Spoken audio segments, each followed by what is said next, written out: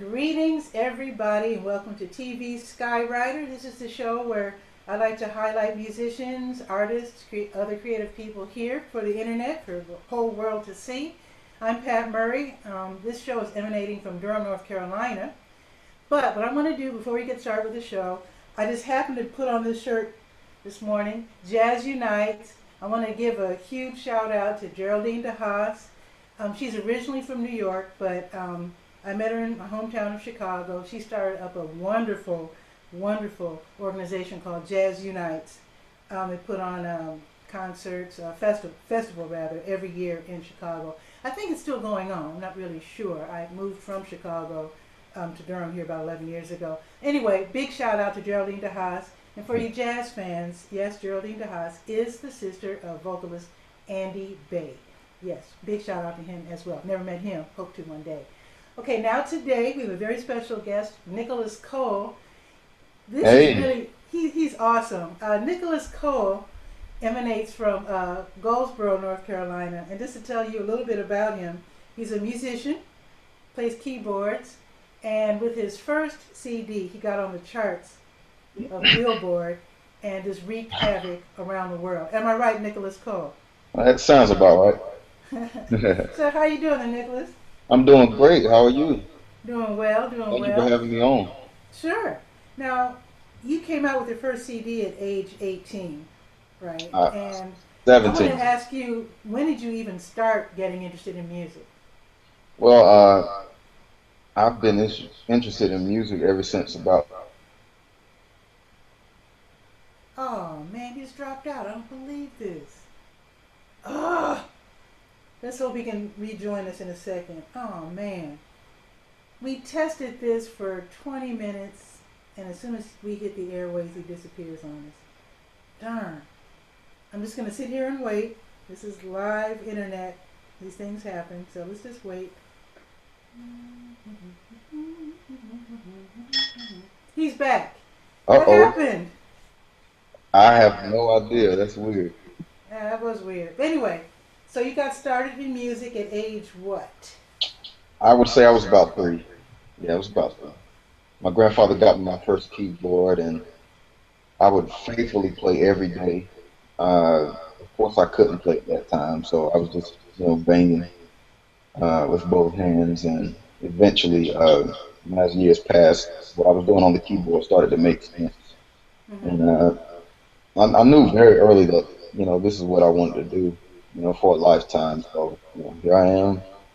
Did the first CD at 17, and But wait a second one minute. came out. You didn't take lessons? I had already been playing for, some years when I started getting into lessons. Uh, I was maybe 13 when I Okay. finally got into lessons for about a year. Then I stopped for a while. Uh, Did you play in yeah, church? of course, still do to this day. Okay, okay. Love it. And so what gave you the idea to put out a CD? Were you just messing around? I just can't imagine all of a sudden a kid comes out with a CD that hits the charts. Yeah, How did this yeah, even happen? yeah. It's really weird how it happened because you don't really, you know, hear about anybody 17, not with jazz uh, charting, like God allowed me to do. So it was really a crazy feeling, but it's a blessing though, definitely a blessing. So you came out with the CD. Did you? I mean, how did it get on the Yeah, charts? yeah. Did you Well, promote it, or how did people hear about it? yeah, it was the promoter, but the way I met the promoter was weird. I didn't really plan on putting out a CD initially. I was just kind of doing it for fun because I got some recording gear, and I was very excited about what I could do in my bedroom. So I constructed this music, and a lot of my friends and peers were telling me, "Hey, you need to do a CD, man." I was like, "Nah, I just want to be a producer and produce for other people." Okay. Uh, but the artist thing it just kind of happened. I put the CD together and put it on CD Baby, and their affiliates are iTunes and Rhapsody and your other major internet download sites. And I went to a show that Marcus Anderson was at. You know Marcus, don't you? Oh yeah, yeah, Yeah, yeah. I went to a show he was at in Sagittarius. Yeah. Fayetteville. Yeah, yeah, and I bought his CD there and looked on the back of it to see who his manager was. And my manager, who's my dad now, called her and said, I would like you to take a listen to some of my son's music and maybe consider managing him. And long story short, she thought it was a great idea. She started managing me and managed me for a while. And I had some great times with her, and we did some wonderful things together. And she was, how I met my promoter. Okay. Well, what does the manager do exactly? Well, they set you up with those kind of people, promoters. Go after deals for you, whether it be record deals or publishing deals, and basically talk you up to be the best at what you do, even if it's sometimes hard to do. That's their job, and you have a lot of them out there that are really good at what they do, and some of them, not so well. But that is a manager's job. So a person just starting out would probably say, "I can't afford a manager right now." Hmm. But you were just starting out. Where does the money come from? Do you pay them monthly, or do they make a cut of um, your the money that you make off of sales? Well, you know what? A lot of them make money off of you know the work that they get you. Uh, so if they're finding people for you to work with, then they'll get their cuts out of that. Their percentages. Uh, yeah, so that's pretty much it. They make their money based off of what kind of work they can do. Oh, so the harder they work, Right. the Yeah. better the better they do, the better you Right. do. That's when their payday comes. Okay, good deal, good deal.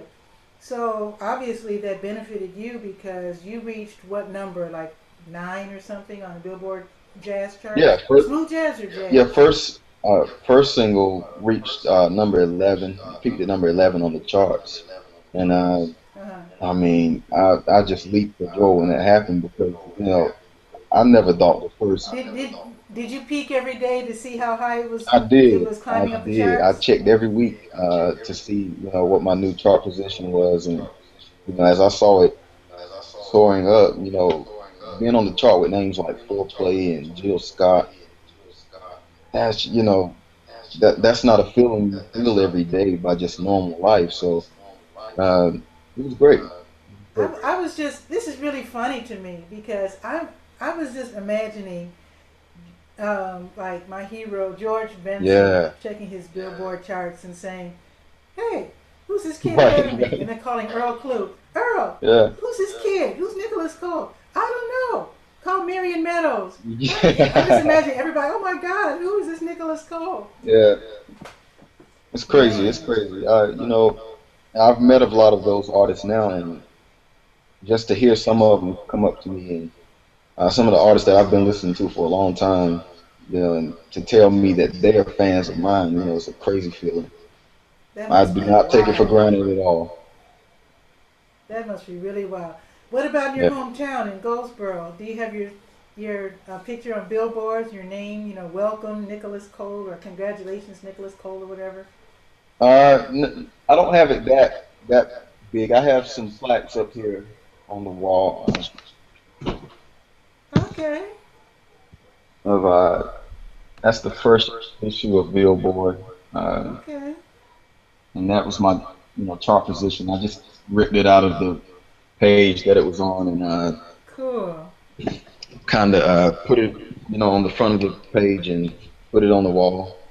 Just something to remind me that I was very fortunate to chart because it's so hard now. It's very hard. It's not easy to chart as a new artist. But you just did that. That was what 2 years ago? Yeah, yeah. Three, Yeah, three now. Yeah, 3. yeah. No, Have 2 years things ago. 2 years ago. have things changed at all or? Well, yeah, things have definitely got better. Just a little more respect now in the industry. When you're first coming out, you have to kind of prove yourself, and and let people know that you're serious and that you're here to stay. Because a lot of times, guys, you've probably seen it over the years. Guys do their first CD and you don't ever see them again. They I just figure they gave up, or well, one yeah, one thing I have to say about a lot of musicians I've met is that they don't really know how to market themselves very well. well, yeah, that's true. That's true. It plays a big part. If your marketing isn't right, then I mean, it's hard to make it. Because there are producers my age, composers my age that are far better than me who are not known because they don't have marketing. So their music is not leaving their bedroom or in the studio. They're the only ones listening to their own music. So, if you don't have a way or tool to get your music out there, no matter how good it is, you're just going to be the only one listening to it. Exactly. I've seen musicians post on Facebook when they're done recording their CD. They'll say, "Woo, glad that's over." And I'm Yeah. like, "Your work hasn't even started No, not because at all. well, Not I at shouldn't all. say it hasn't started, but what I mean is we don't see you record the music. All we Yeah. know about is when you release the CD. And the Right, only right. way we can even begin to hear about it is if you have been clever enough to get some marketing out there. Otherwise, That's your that's work is true. not ended when you finish recording your album. No, not at It's just all. starting.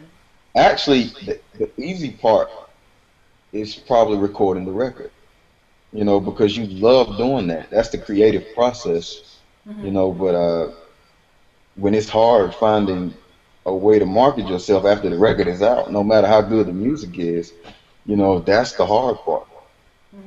It's hard to get that music out there, and with jazz now especially, we don't have as many stations, as we used to. And when I was a kid, that's when it was at its prime. But I probably don't feel it as bad as some of the major artists that have been in it for 15, 20 years because they saw a brighter day.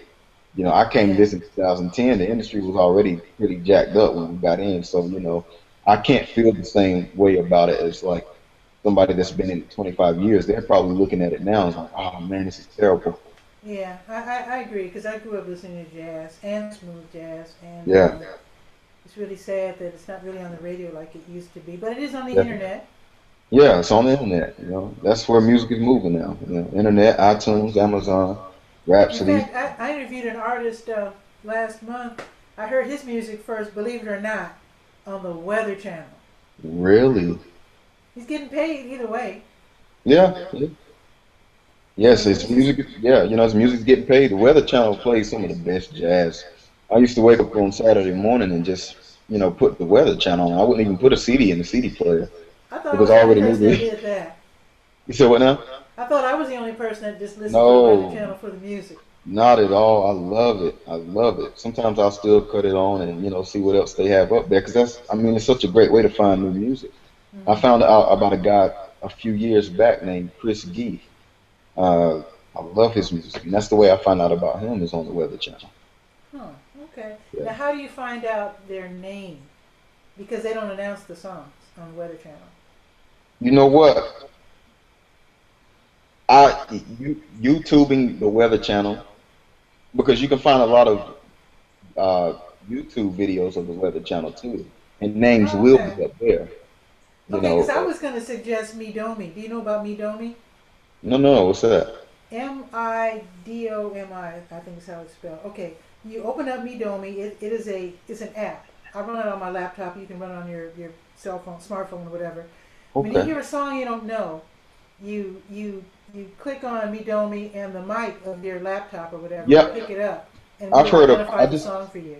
right, right. You know what? I didn't know what the name of it was, but I have heard of that, and I've seen someone do it before, and that is awesome too. I really have to download it. I'm so old fashioned, but I'll download it to see what that's all about. That's a really good way for you Yeah, folks out there who are also listening to ambient music. That's how to find out who's who, what's what. Now, definitely. I Yeah, want to ask you about songwriting, because, or I guess I should say composing, because most of your music is instrumental, right? right. Yeah, most of it's instrumental. So, how do you go about coming up with an idea for a song, and then how do you flesh it out? And when I say flesh it out, like, the the bass line and the chords and that sort of thing. Yeah, I would like to think of it as God just really strategically gives all those parts to me. And I'm just inspired by so many different things. I can be riding down uh, the highway about to enter, a big city, and just the city lights will inspire me, and I can get a bass line in my head from just that. And sometimes I'll hum the line in my phone, and when I get back home, I'll go to the keyboard and press record, and that's pretty much how the process begins. Wow. Okay. Now, with your first album, didn't you do all the parts yourself?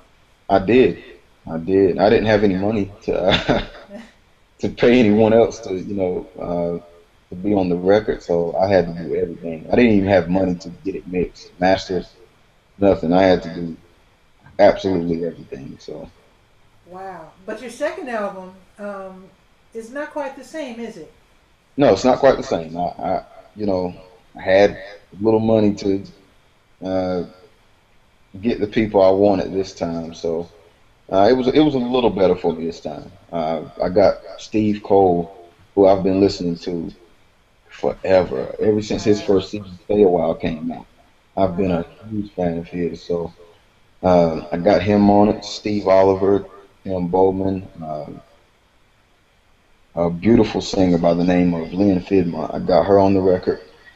I don't want to miss anybody. Vincent Ingala, he's one of my friends that's coming up in this genre too, and he's 22, so uh, And right now you're 20, right?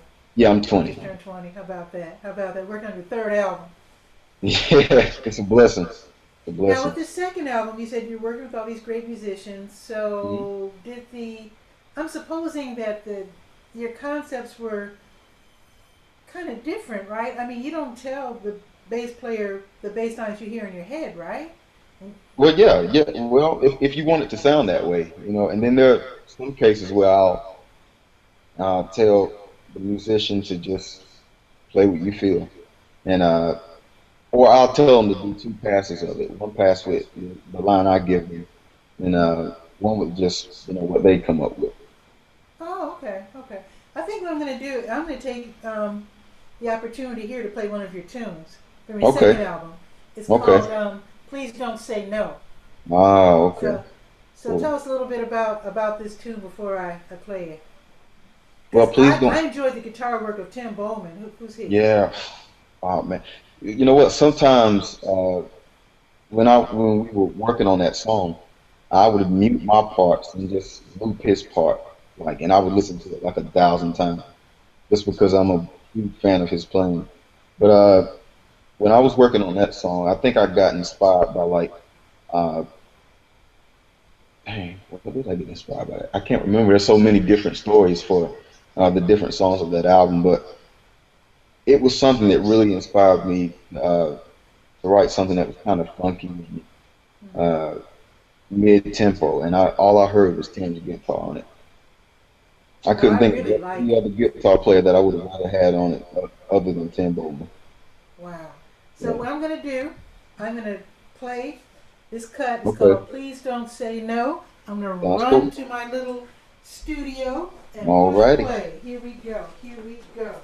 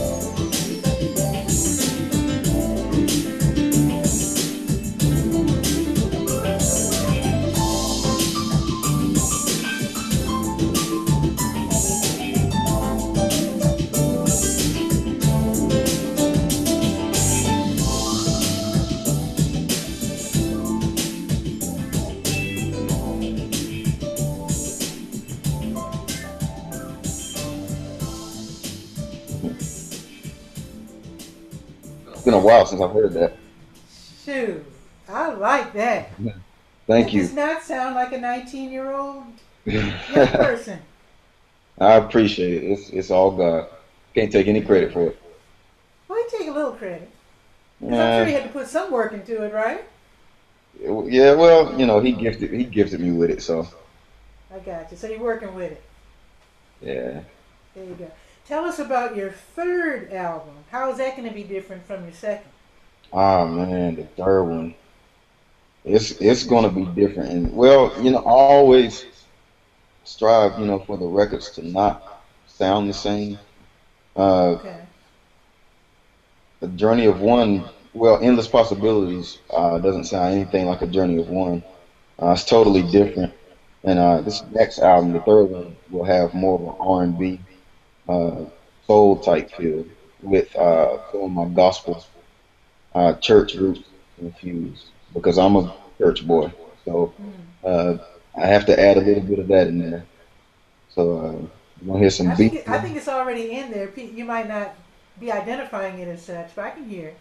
Well, yeah, I've heard some people say that they could hear a little bit in there. So you'll hear it definitely even more this time. So, are you going to work with the same musicians or a different set of musicians or more Uh, musicians? yeah, I probably won't work with the same exact guys that I did for the last one because I just, uh, I'm a fan of so many different people. So uh, I got to kind of spread it out and Sure, sure. try to, work with different people. So I'll have a few people that I normally work with like all the time that'll be on the record, like Marcus Sanderson. Hmm. He'll Hmm. probably be on all of the stuff, even if not playing saxophone. He'll be, doing some co-producing with me on some things. So, quick shout out to him too. He's on tour with Prince right now. Isn't So, that something? Isn't that something? yeah, I had to plug that for me. That is awesome. But yeah, So when it comes to your third album, you said it's going to have more of a church thing, but is it yeah. going to also have something that will bring you, let's just say, if you don't mind me using the word, airplay on Well, R&B stations, maybe? yeah. I mean, if that happens, that's great. I'm not doing it to get airplay on R&B stations. If that were to happen, well, then I'll embrace it. Sure, But sure. that's not what I was shooting for. But I just want the style of the music to have that R&B flavor with a little church in there and some soul, like the old days. Marvin Gaye, Sam Cooke, Hmm. uh, with a style of like some New Orleans horns in there, and so it's going to be very different. And not every song will have those kind of styles. I still have some stuff that can commercially, chart up there. Of course, you got to have that. Sure, sure. But it'll be a lot of expression up there. So I'm That's very excited cool. about it. I can't wait to hear your third one. I Thank really, you. really can. It's going to be really super great to hear you on the radio, Thank and you. I'll be happy to promote you any way I can. Tell us a I'm on little it. bit about some of your adventures. You actually played in places that I just can't even imagine, like Dubai, for example. Yeah, that was crazy. That was a huge blessing. I love that experience. At first, I was a little nervous because when Les Cutmore, who's the CEO of Trippin' and Rhythm Records. When he asked me to go, he said, "We're going to the Middle East." And I said, "No, we're not." I said, "You might be going."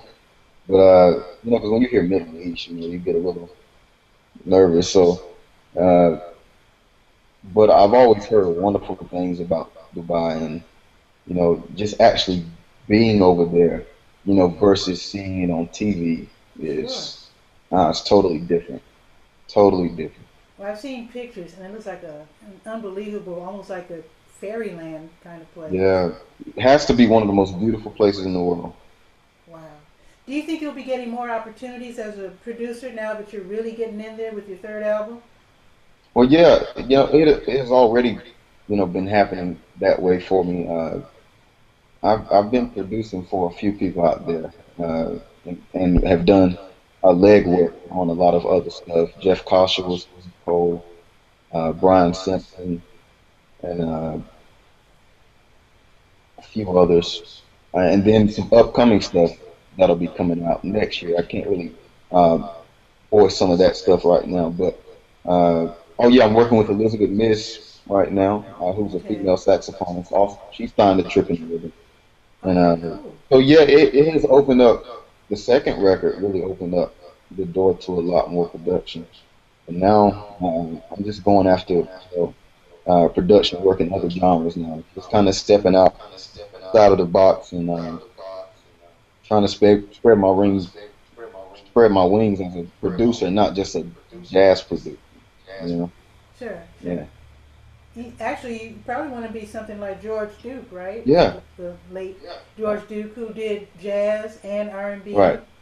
and produced albums and played on all kinds of different albums. Exactly, exactly. That's exactly what I'm trying to do. And I mean, when you grow up listening to so much music, and when you start out only doing one style of all of the hundreds of different styles you listen to every day, you can't imagine just doing the one style, Sure. that has influenced you the most, because there's so much other music in you, you kind of just want to let everything out. Absolutely. Yeah. Absolutely. I'm curious what your family thinks because I can Hmm. just imagine your folks being surprised. They think you're just messing around playing music. It's like any Yeah. kid in the room there, and all of a sudden, hey mom, I'm number 9 on the charts, or number 10 or whatever. Yeah. What does your family think about all this? I'm sure it's sudden for them. Yes, ma'am. Well, you know what? Kids growing up from the ages of probably 4 to 9 have very crazy imaginations. One day they want to be president of the United States. Next day they want to be an astronaut. Uh, Next day a scientist, and their parents never really take them serious because they know that at any given day that their kids can change, what they say they want to do. Sure. Uh, but at the very moment I said I wanted to be a music producer, they supported me 100%. I mean, they went out and got me keyboards and got me in, lessons later on, and just gave me different music to listen to. Like my dad, he listens to so much different music. In case anybody doesn't know, I mean Toto. We listen to Def Leppard over here. Oh Uh, wow. some of everything. I'm a huge Beatles fan, and so they took me serious. So they never had to wonder, uh, was I really going to be serious about it, or just only do it for a year and then say, okay, now I want to be a CIA agent now. You know. Well, I So think that's really cool because, again, like you said, some kids talk a good game and talk their parents into buying them all this great stuff and then abandon it after a few months. So I yeah. guess you've proven yourself, haven't you? Well, And well, they know this is what you do.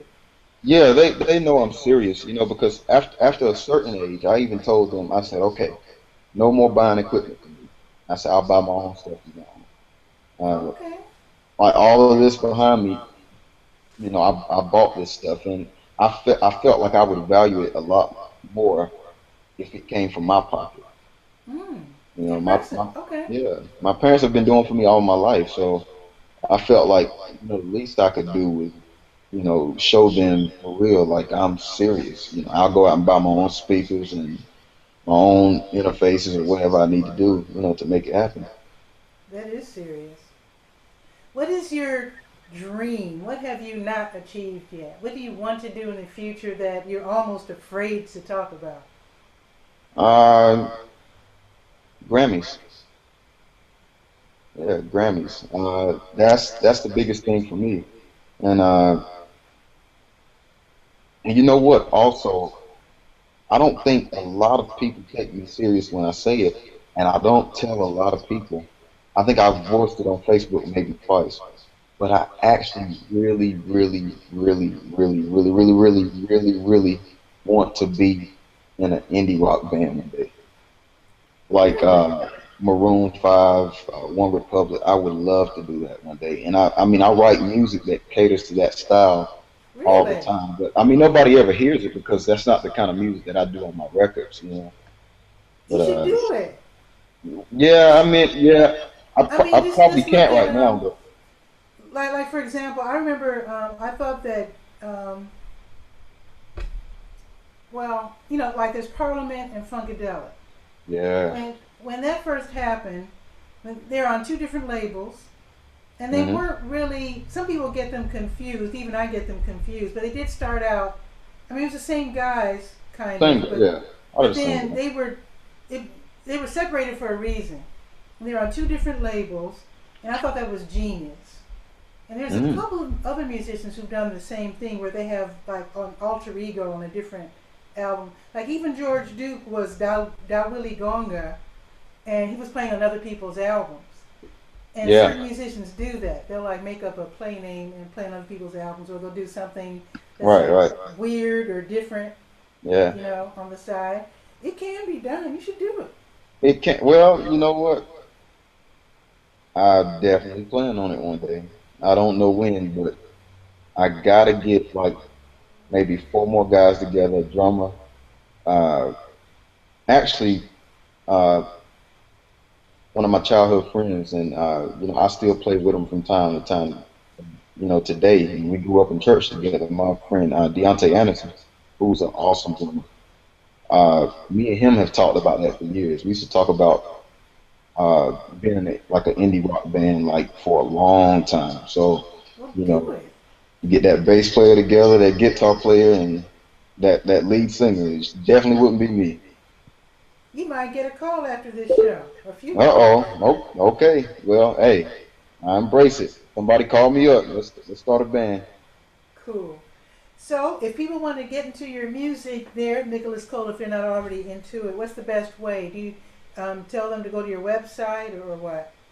Well, yeah, they can go to the website, which is www.nicholascolejazz.com. Uh, iTunes, Amazon,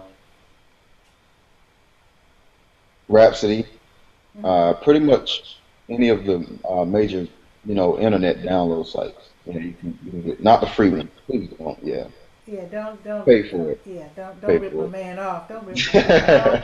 Trying to make a living. Yeah. And also, I hope to hear your music on the Weather Channel, You know right? what? I've never. That would really psych me out. Like the smallest things, I appreciate more than like the big stuff. People go crazy over. Oh man, you went to Dubai. Yeah, yeah, that was great.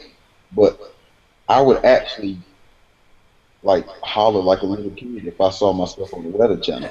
It's the little stuff. Oh, that's funny. That's It's funny. because I grew up, listening to so much music on that channel. It would actually really tear me up if I saw myself like on, which it's probably already been. But if I ever see it, you know, if Well, you're around me, I'm just gonna warn you. I'm gonna holler. maybe what you need to do is to find out how they acquire their music, Yeah, and then contact them and tell them you would really like for your stuff to be on Weather Channel. right, right. You know. Yeah, I'll do that. Yeah. Okay. Well, Nicholas Cole, thank you so much for being a guest here on the show. Really Thank, enjoyed you. Looking forward to album number 3. How long do thank you you. think we have to wait for this third album? No pressure. No pressure. Uh, 2018, it'll be ready. And What? no, I'm kidding. I'm kidding. Oh, Next year, probably around March or April, May. I don't want to put a time. I mean, I don't. I'm not really sure, but definitely next year. well, Hopefully, early part next year. looking forward to it. Thank you And so if much. you are watching the show and you're a creative sort, you'd like to be on TV Skywriter, just drop me a line. Durham Skywriter at gmail.com. And if you're local here to the Durham area, be sure to read the Durham Skywriter. That's Durham, North Carolina's online community paper. Radio Skywriter is every week on WNCU. That's the jazz station here in town, one of our local NPR stations. And with that, I wish you to have a good week. See you next Sunday. Ciao. Bye Okay, Nicholas. bye.